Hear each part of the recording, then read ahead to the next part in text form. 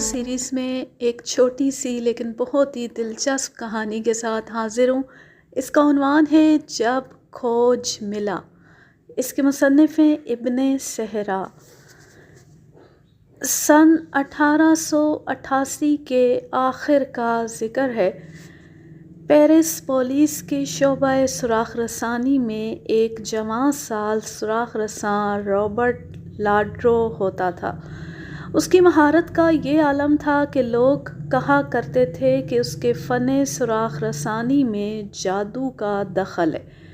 France میں قتل یا ڈاکے کی کوئی ایسی واردات ہو جائے جس کی سراغ رسانی کے لیے کھرا کھوج نہ ملے اور پولیس تھک ہار جائے تو رابرٹ کو بلایا جاتا تھا۔ وہ دن رات ایک کر کے مجرموں کا سراغ لگا ہی لیا کرتا تھا۔ سراغ رساں اسے اپنا دیوتا سمجھتے تھے۔ وہ پاؤں کے نقوش دیکھ کر مجرم کی شکل و صورت اور قد بت بھی بتا دیا کرتا تھا اور سگریٹ یا سگار کی راکھ سونگھ کر بتا دیتا تھا کہ مجرم کون سا سگریٹ، سگار یا تمباکو پیتا ہے۔ اس کی قیاس آرائیاں 90% صحیح ثابت ہوا کرتی تھی، لیکن بہت کم لوگوں کو علم تھا کہ رابرٹ کوئی غیر معمولی ذہانت اور فہم و فراست کا آدمی نہیں تھا۔ وہ اپنے کام میں بہت سست تھا، گھنٹوں کا کام دنوں میں اور بعض اوقات مہینوں میں ختم کرتا تھا، لیکن اس تمام عرصے میں وہ ایک لمحے کے لیے بھی فارغ نہیں بیٹھتا تھا۔ ہمہ تن اور ہمہ وقت مصروف رہتا تھا، رات بھر کام کرتا تھا۔ جائے واردات کے ارد گرد وہ گھٹنوں اور ہاتھوں کے بل گھوم پھر کر نقوش پا یا کسی قسم کے کھرے کھوج کی تلاش کیا کرتا تھا۔ گھاس کی سوکھی سڑی پتی مل جائے، ذرا سا بال مل جائے یا دھاگے کا ٹکڑا ہاتھ آ جائے یا بظاہر کوئی بیکار سی چیز ہی کیوں نہ مل جائے، وہ اٹھا لاتا تھا اور انہی ذرا سی چیزوں سے وہ سوراخ کی کڑیاں ملاتا اور مجرموں کا سراغ لگا لیا کرتا تھا۔ کہتے ہیں کہ اس قدر غیر معمولی محنت اور دماغ سوزی کے بعد اس کا اعصابی نظام درہم برہم ہو چکا ہوتا تھا۔ اس نے فرانس کی چند ایک انتہائی پراسرار وارداتوں کے مجرموں کو گرفتار کروایا تھا۔ وہ چونکہ کیس میں بہت زیادہ وقت صرف کر دیا کرتا تھا، اس لیے اسے ڈر تھا کہ اس کے حکام بالا اس پر کام چوری اور سہل نگاری کا الزام لگا دیں گے۔ غالباً کسی افسر نے اسے کسی وقت کہہ بھی دیا تھا کہ وہ سست ہے۔ اس الزام سے بچنے کے لیے رابرٹ نے ایک عادت بنا لی کہ وہ اپنی روزمرہ ڈائری تیار کر کے افسروں کو بھیجنے لگا۔ اس ڈائری میں وہ مبالغہ آمیزی کیا کرتا تھا جسے پڑھ کر افسر یقین کر لیتے تھے کہ رابرٹ نے مجرم کا سراغ لگا لیا ہے اور اس کا پیچھا کر رہا ہے، مگر حقیقت یہ ہوتی تھی کہ رابرٹ کا کام ابھی ابتدائی مراحل میں ہی ہوتا تھا، لیکن وہ فطرتاً دیانتدار تھا اور ہٹ کا پکا۔ وہ تسلیم نہیں کرنا چاہتا تھا کہ کسی واردات کا سراغ نہیں مل سکتا۔ وہ مبالغہ آمیز ڈائری سے افسروں کو دھوکے میں رکھتا تھا تاکہ وہ اسے کام کے دوران پریشان نہ کریں اور یہ نہ کہہ دیں کہ یہ کیس ناممکن ہے، اسے داخلے دفتر کر دو۔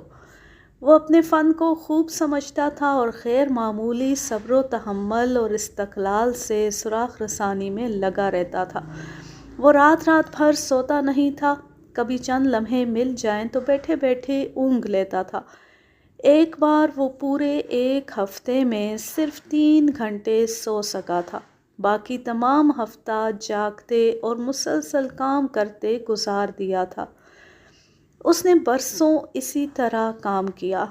آخر مسلسل شب بیداری اور دماغ سوزی اعصابی نظام پر اثر دکھانے لگی، لیکن اس نے تیزی سے گرتی ہوئی صحت کی طرف توجہ نہ دی۔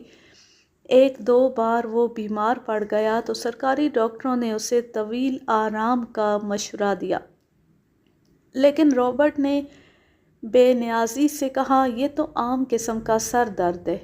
تھوڑی عرصے بعد اعصاب زدگی کی علامات ظاہر ہوئی اور اس کا ذہنی نظام بگڑنے لگا۔ اس کے باوجود وہ اپنے کام سے غافل نہ ہوا۔ اس کی ذہنی حالت اس حد تک بگڑ گئی کہ رات کے وقت کام کرتے اسے اونگ آ جاتی اور دماغ اپنے آپ سو جاتا۔ کچھ دیر بعد رابرٹ چیخ مار کر جاگ اٹھتا اور اس کا جسم پسینے میں نہایا ہوتا اور دل ڈھول کی طرح بج رہا ہوتا۔ ڈاکٹروں کو اس کی اس کیفیت کا علم ہوا تو انہوں نے اسے جبری چھٹی دلانے کی کوشش کی، لیکن رابرٹ نہ مانا۔ اسی دور کا ذکر ہے کہ وہ مسلسل 3 راتیں ایک کیس میں مصروف رہا۔ ایک رات وہ کرسی پر بیٹھے بیٹھے سو گیا۔ جانے وہ کتنی دیر سویا ہوگا کہ اس کی چیخ نکل گئی اور وہ جاگ اٹھا۔ وہ اس قدر زور سے چیخا تھا کہ دوسرے کمروں میں سوئے ہوئے اس کے ساتھی جاگ کر بھاگے ہوئے آئے۔ انہوں نے دیکھا کہ رابرٹ کمرے میں کھڑا پھٹی پھٹی نظروں سے خلاؤں میں تک رہا تھا۔ رنگ زرد تھا اور اس نے دل پر ہاتھ رکھا ہوا تھا۔ اس نے ساتھیوں کو سنایا کہ وہ خواب میں ڈر گیا ہے۔ اس نے خواب سناتے ہوئے کہا، میں نے خواب میں ایک آدمی کو قتل کر دیا ہے۔ ساتھی ہنس دیے اور بولے کہ یہ تمہارے ذہن کی صدائے بازگشت ہے۔ تمہارے ذہن میں ہر لمحہ قتل کی وارداتیں سوار رہتی ہیں۔ دوسرے روز ڈاکٹروں نے اسے پھر کہا کہ وہ اپنا علاج کرائے اور آرام بھی کرے، لیکن رابرٹ پر کچھ اثر نہ ہوا۔ 1 مہینہ گزر گیا اور اس کی ذہنی حالت بگڑتی چلی گئی۔ 1 ماہ پہلے شہر سے باہر ویرانے میں رات کے وقت ایک آدمی قتل ہو گیا تھا۔ دوسری صبح پولیس پہنچی۔ جائے واردات کے ارد گرد کوئی کھرا کھوج نہ تھا۔ یہ علاقہ ریتلا تھا اور پاؤں کے نقوش رات بھر ہوا چلتے رہنے سے ریت میں دب گئے تھے۔ مقتول کی بیوی نے وثوق سے کہا کہ ان کا کوئی دشمن نہیں تھا۔ یہ قتل رازنی کی واردات بھی نہیں تھا، کیونکہ مقتول کی جیب میں خاصی نقدی پڑی ہوئی تھی۔ سونے کی بیش قیمت انگوٹھی اور گھڑی بھی محفوظ تھی۔ قاتل نے اسے عقب سے پستول کی گولی سے قتل کیا تھا۔ پولیس 1 مہینے تک ہلکان ہوتی رہی، لیکن کیس داخل دفتر کر دینے کے سوا کوئی چارہ کار نہ تھا۔ تھک ہار کر رابرٹ کو بلایا گیا اور کیس اس کے حوالے کیا گیا۔ وہاں اب کچھ بھی نہ تھا جس کے سہارے رابرٹ آگے بڑھتا۔ سب کو یقین تھا کہ چند روز بعد رابرٹ اس کیس سے دستبردار ہو جائے گا اور یہ اس کی پہلی ناکامی ہوگی۔ رابرٹ نے چیلنج قبول کر لیا۔ وہ کئی روز جائے واردات کے گرد و نواح میں گھومتا پھرتا رہا اور کرائن فراہم کرتا رہا۔ رات کے وقت وہ لیمپ اٹھائے 1 مہینہ پہلے کے نقوش پا ڈھونڈنے نکل جاتا۔ آخر ایک رات اسے ایک غیر معمولی کھرا مل گیا۔ یہ کسی ایسے پاؤں کا نقش تھا جس کا انگوٹھا نہیں تھا۔ اس نے اس نقش کو محفوظ کر لیا اور اپنے کمرے میں آ گیا۔ وہ رات بھر اس نقش کا تجزیہ کرتا رہا اور رپورٹ بھی لکھتا رہا۔ صبح سویرے وہ پولیس ہیڈ کوارٹر میں گیا۔ اس کے چہرے پر تھکن کے آثار بھی تھے اور فتح کے بھی۔ اس نے رپورٹ کا پلندہ انسپکٹر کو دیتے ہوئے کہا، سراغ بھی مل گیا ہے، مجرم بھی۔ انسپکٹر نے اسے حیرت سے دیکھا اور پوچھا، کہاں ہے مجرم؟ تمہارے سامنے کھڑا ہے۔ رابرٹ نے کہا، میں ہوں قاتل، مقتول کو میں نے قتل کیا ہے، مجھے گرفتار کرو۔ کوئی یقین کرنے پر آمادہ نہ تھا، بلکہ سب کو دکھ ہوا کہ رابرٹ نے 1000 کہنے پر بھی اپنی صحت کا خیال نہ کیا۔ آخر وہ پاگل ہو ہی گیا۔ لیکن رابرٹ پاگل نہیں تھا۔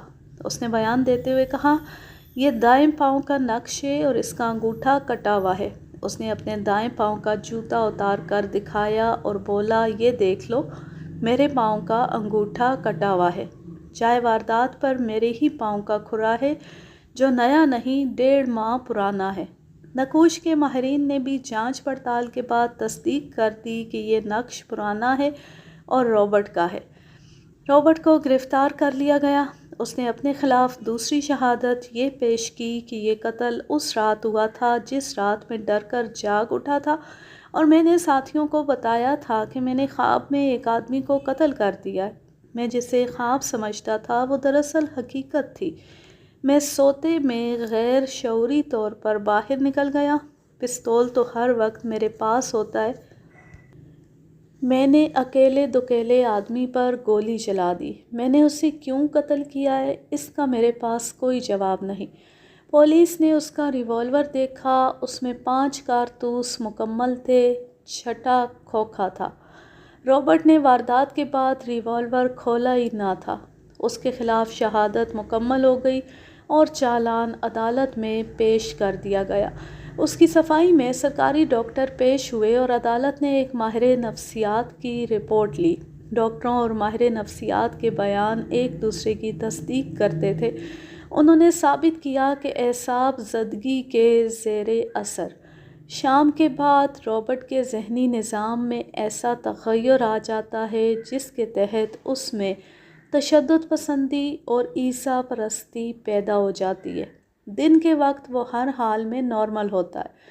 عدالت نے ڈاکٹروں کی رپورٹ تسلیم کر لی، لیکن قانون مطمئن نہ ہو سکا کیونکہ یہ ثابت نہ کیا جا سکا کہ رابرٹ پاگل ہے۔ قانون کی اصطلاح میں پاگل وہ ہوتا ہے جو ہر لمحہ پاگل رہے، نہ یہ کہ وہ تھوڑی دیر کے لیے پاگل ہو اور زیادہ دیر کے لیے اچھا رہے۔ طویل جرا اور قانونی بحث مباحثے کے بعد ججوں نے فرانس کی عدلیہ کی تاریخ کا ایسا عجیب و غریب فیصلہ دیا جس کی مثال نہ پہلے موجود تھی نہ آج تک سامنے آئی ہے۔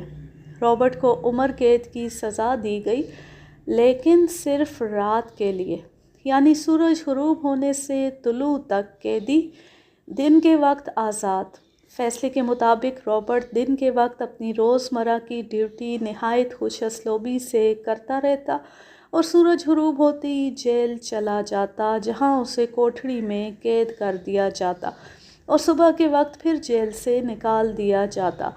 51 برس تک وہ رات کا قیدی اور دن کا سراغ رساں بنا رہا۔ آخر سن 1939 میں ایک رات قید خانے کی کوٹھڑی میں مردہ پایا گیا۔ اس کہانی کا ماخذ ہے سیارہ ڈائجسٹ، ستمبر سن 1965۔ اب میں لیتی ہوں آپ سے اجازت۔ جہاں رہیں خوش رہیں، شاد و آباد رہیں، ہنستے مسکراتے رہیں۔ اللہ حافظ، اللہ نگہبان۔